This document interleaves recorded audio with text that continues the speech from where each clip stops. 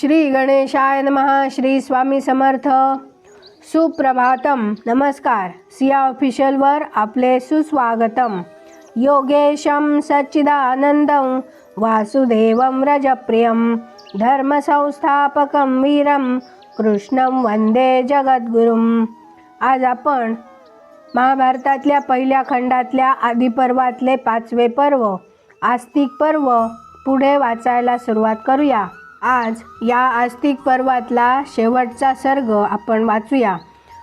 काल आपण वाचले की राजा जन्मेजय म्हणाला की आस्तिक म्हणाला त्याप्रमाणे हो, त्याला माझी हरकत नाही, हा यज्ञ येथेच समाप्त हो. इथपर्यंतची कथा वाचली. आज आपण त्यानंतरची कथा वाचूया. चौथी पुढे सांगू लागले.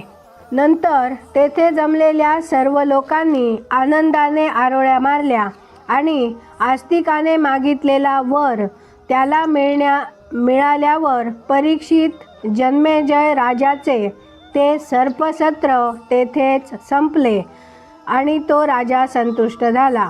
त्या यज्ञाच्या निमित्ताने तेथे असलेल्या ऋत्विजांना आणि सदस्यांना जन्मेजय राजाने शेकड्यांनी व हजारांनी दान दिले. तसेच सर्पसत्र मध्येच थांबण्यास एक ब्राह्मण निमित्त होईल असे ज्या लोहिताक्ष नावाच्या सूत स्थपतीने मागे राजासमोर भाकीत केले होते ते त्या स्थपतीला म्हणजे कारागिराला सुद्धा राजाने विपुल द्रव्य दिले. त्याचप्रमाणे त्याला मिष्ठान्न भोजन दिले, उंची वस्त्रे दिली आणि त्याच्या इच्छेप्रमाणे आणखी कित्येक बहुमोल वस्तू संतुष्ट होऊन त्याला दिल्या. यानंतर त्या अतुल पराक्रमी जन्मेजय राजाने शास्त्रांमध्ये सांगितल्याप्रमाणे यज्ञ समाप्तीचे द्योतक असलेले अवभृत स्नान केले आणि नंतर त्याने संतुष्ट मनाने संतुष्ट व कृतकृत्य झालेल्या प्रज्ञावंत आस्तिकाचा उत्कृष्ट सत्कार केला आणि त्याला आपल्या घरी जाण्यास अनुज्ञा दिली आणि आपले आगमन पुन्हा होवो. मी जेव्हा महाक्रतू अश्वमेध करीन तेव्हा आपण त्या यज्ञात सदस्यत्व करावे अशीही त्याने आस्तिकाला विनंती केली. तथास्तु असे म्हणून संतुष्ट झालेला आस्तिक आपले अतुल कार्यसिद्धीला नेऊन आणि त्याचबरोबर जन्मेजय नृपाला संतुष्ट करून आपल्या घराकडे घाईघाईने निघाला. मनात खूप हरखलेला आस्तिक आपल्या मातेकडे आणि मामाकडे म्हणजे वासुकीकडे गेला आणि त्यांना अभिवादन करून घडलेला सारा वृत्तांत त्याने त्या दोघांना कथन केला. सौती पुढे म्हणाला. त्या ठिकाणी त्यावेळी जे इतर नाग होते ते तक्षकाने सांगितलेला वृत्तांत ऐकताच परमसंतुष्ट झाले. त्यांची चिंता कायमची दूर झाली. आस्तिकावर त्यांची प्रीती जडली आणि ते त्याला पुन्हा पुन्हा आवर्जून म्हणाले, तुला हवा असेल तो वर माग. ज्ञानसंपन्न विप्रा, आज तुला रुचेल अशी कोणती गोष्ट आम्ही करू? तू आम्हा सर्वांची मुक्तता केली आहेस. वत्सा, तुझे कोणते इप्सित पूर्ण करू? यावर आस्तिक म्हणाला, प्रसन्न आणि शुद्ध मनाने जे ब्राह्मण आणि इतरही लोक प्रातःकाळी आणि सायंकाळी माझे हे धर्माख्यान श्रवण करतील त्यांना तुमच्यापासून म्हणजे सर्पांपासून कसलेही भय उरणार नाही. आणि ते नाग आस्तिकाला उलट म्हणाले, आस्तिका, तू म्हणतोस ते सत्य होवो. तुझ्या मनात आहे तसेच सर्व घडो.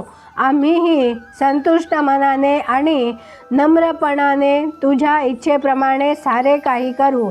असित, अर्तिमान आणि सुनीथ या नावांचे जे कोणी दिवसा अन्यथा रात्री स्मरण करतील त्याला सर्पांपासून कसलेही भय उरणार नाही. जरत्कारु ऋषीपासून जरत्कारूला म्हणजे वासुकीच्या भगिनीला झालेल्या ज्या महाकीर्ती आस्तिकाने जन्मेजयाच्या सर्पसत्रात तुम्हाला प्राणसंकटातून वाचविले त्या आस्तिकाचे स्मरण करणाऱ्या माझा घात करू नका. महाविषारी सर्पा, तू दूर पळून जा.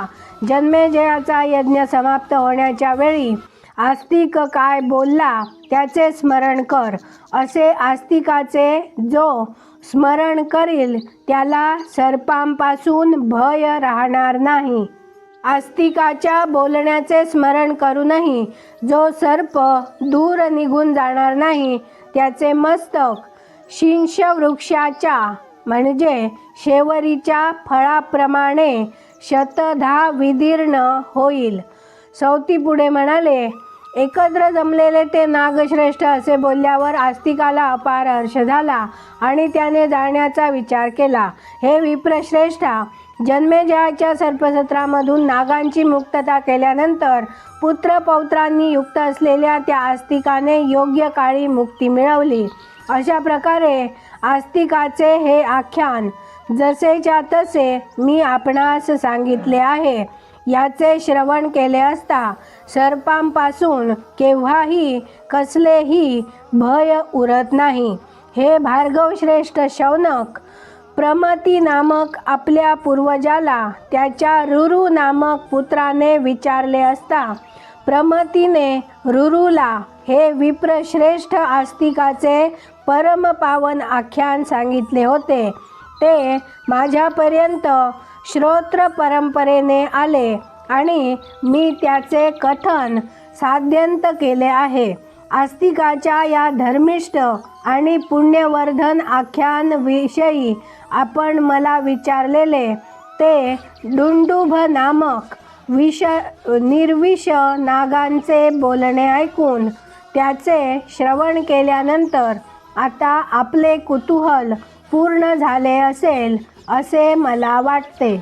इथेपर्यंत आपण जे आदिपर्वातले 5वे पर्व आस्तिक पर्व जे वाचत होतो ते आज इथे आपले वाचून पूर्ण झालेले आहे.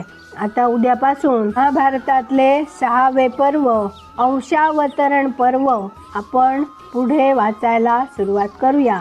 आणि आता आज आपण इथे थांबूया. माझ्या सिया ऑफिशियलला सबस्क्राईब केले नसेल तर कृपया आत्ताच सबस्क्राईब करा आणि दररोज सकाळी 6:30ला महाभारत कथा ऐकण्याचा आनंद अवश्य घ्या. बाजूच्या बेलवर क्लिक करून लाईक करायला विसरू नका. शेअर करा, कमेंट करा आणि राधे राधे लिहायला विसरू नका. धन्यवाद. जय श्री कृष्ण.